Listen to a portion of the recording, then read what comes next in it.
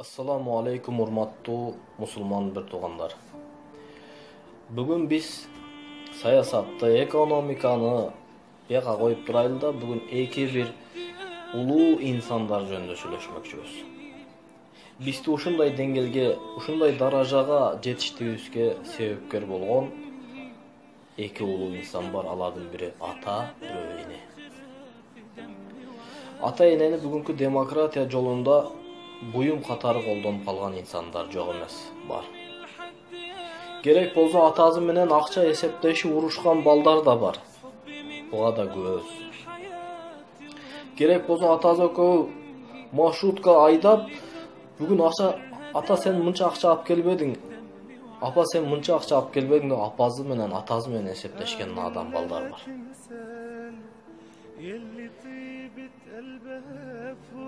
Аталар, энелер бүгүнкү күндө кайерде?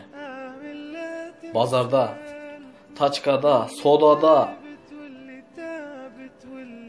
балдарын окутуп, жогорку билим берип, ишке жайгаштыргандан кийин алар кайерде? Келининин тарбиясы, атасы имандан, исламдан, тарбиядан алыс чоңойткон келиндер ошондой кыйналып чоңойткон баланын ата энесин кордоп, карыялар үйүнө алып барып ташташка мажбур кылгандар бар. Жашында балам деп, кызым деп, жебей жетирип, кийбей кийдирген ата энелерди бүгүнкү күндө карыялар үйүнө тыгып таштаган надан балдар бар.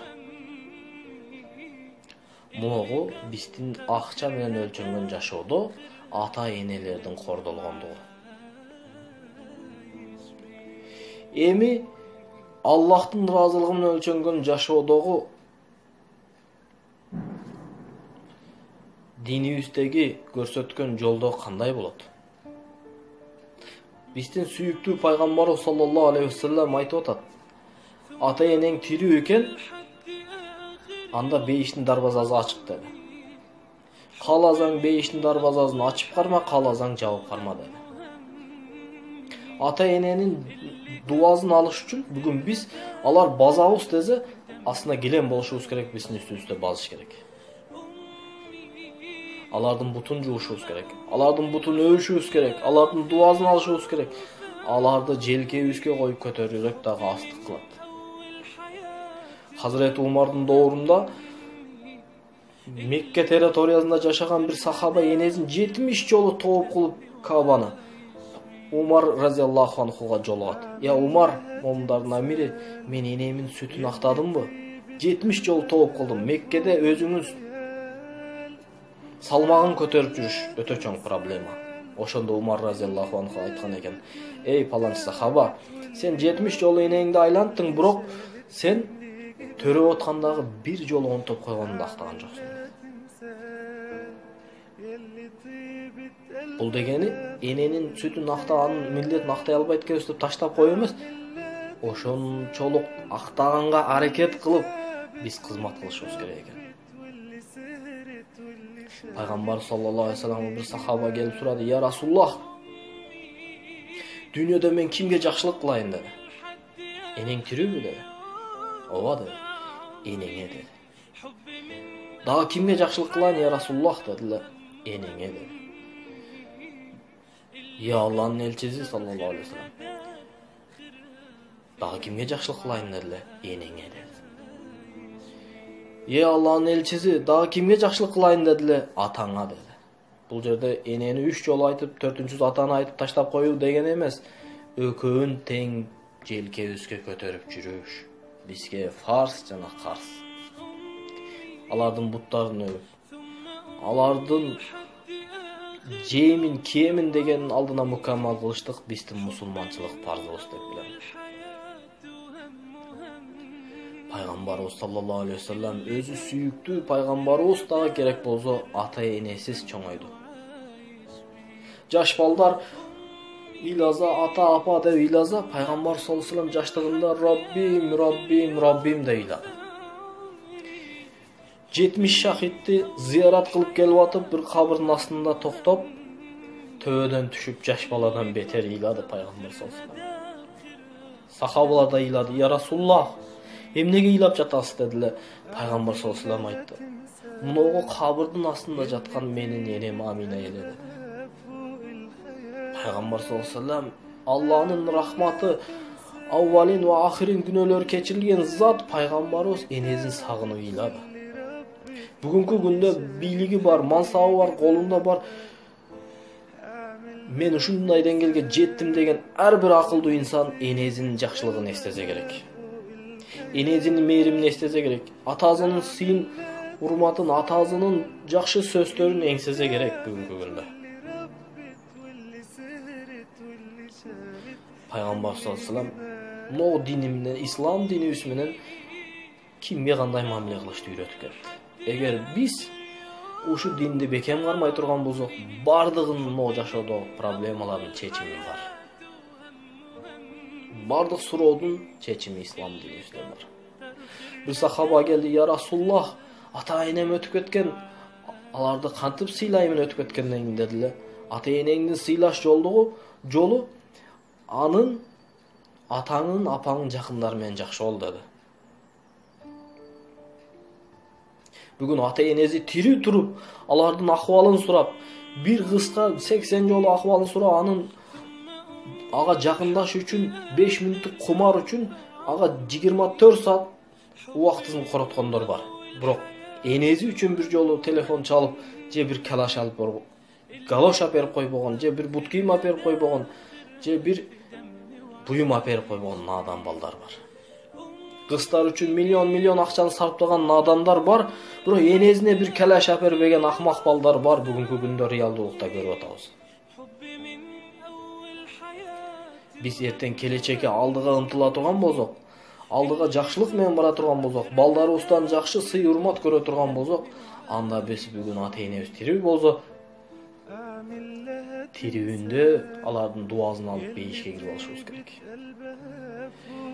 Башыбызга кандай мүшкүл иш түшпөсүн, ата-энебиз тирүү экен чуркап барып, ата-апа могу ишке дуа кылып коюңуз, мен ишим жүрдүм десеңиз, дуасына Аллах ата-эненин дуасын пардасыз кабыл кылат деди Пайгамбар саллаллаху алейхи вассалам. Пардасыз кабыл кылат. Ата-энеси тирүүлөр бактылуу адамдар. Ата-энеси тирүү инсандар бул дүйнөдөгү эң жетишкен бактылуу инсандар. Муса пайгамбардын доорунда Муса пайгамбар Аллахтан түшмө-түш сүйлөшкөн пайгамбар болгон. Сурады: "Я Раббим, бейиште мен ким менен бирге болом?" дедиле. "Кассап менен" деди. "Я Раббим, мен Аллах сенин пайгамбарың болуп туруп, мен кассап менен бирге болом" дедиле. "Ооба" деди. Анда кассаптын үйүн 3 күн аңдыды эле. Үйүндө карып калган энеси бар экен. Ошо энесин күндө тамагын берип, жуунтуп, селкинчеге отургузуп коет экен. Жанагы эне дуа кылып отурат экен. Дуасына кулак салса, "Я Раббим, кыяматта Муса менен менин балам бейиште бирге кыл" деп дуа кылып атыптыр. Бүгүн биз ата-энелердин дуасына муктажбыз. Алар бизге жебей жедирди, кийбей кийдирди. Бир түндө 10 жолу ойгозок 10 жолу туруп карады. Тилекке каршы 20 бала болсо, 20 баланын бардыгы биригип бир ата-энени карай албайт экен. Ата-эне ооруп, башына бир мүскүл иш түшүп, төшөктө жатып калса, 20 баласы дагы аны карабайт экен. Бирок 20 бала болобу, 10 бала болобу, ата-эне пенсиясы менен да багат экен. Биздин бүгүнкү жашообуздагы акча менен өлчөнгөн жашоодо ата-энелерди кордоп койдук. Эми буларды кордуктан чыгарыш үчүн бүгүн биз динди үйрөнүп, дин менен гана тарбия кылып, ошо менен мамиле кылсак, мына Пайгамбар саллаллаху алейхи вассалам айткан бейиш. Мына Пайгамбар саллаллаху алейхи вассалам айткан тирүүндө дуасын алып бейишке татыктуу болуп албаган инсан хор болсун деди. Ата-энеси тирүү туруп алардын дуасын алып бейишке кирип албаган инсан хор болсун, налат болсун деди. Ата-эне тирүү экен, алардын дуасын алышыбыз керек. Кудайга шүгүр, тирүүндө мен дуаларын алдым. Сен Америкада жүрсөң дагы биз сага ишенебиз балам, сен арам жолго жүрбөйсүң деп апам да, атам да дуасын берип бу дүйнө менен коштошту. Аллах Бизге жаштыгыбызда кандай мээримдүүлүк кылган ата-энелер өскөн. Бүгүн кабырыңда жатат. Аларга сен ош мээримиң менен, рахматың менен кара, я Раббул аламин. Ата-энеси тирүү мусулман бир туугандарыма кайрыларым. Ата-энең бүгүн тирүүндө ага жылкы союп чучук тарт. Кызыкчылык 5 мүнөттүк кумар үчүн башка бирөөлөргө акчаңды сарптайсың, бирок атаңа, апаңа бир калаш берип койбогон надандар бар. Бүгүн ошолорду токтот да ата-энеңе кызмат кыл. Тирүүндө алардын дуасын алып бейишке кирип алайлы.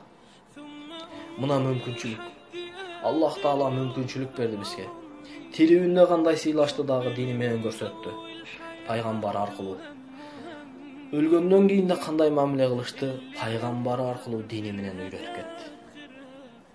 Биз ислам дининин негизинде гана ата-энебизди сыйлай алабыз. Өлгөндөн кийин да урматтай алабыз. Келиңиздер, ата-энени сыйлап калайлы. Ассаламу алейкум ва рахматуллахи ва баракатух.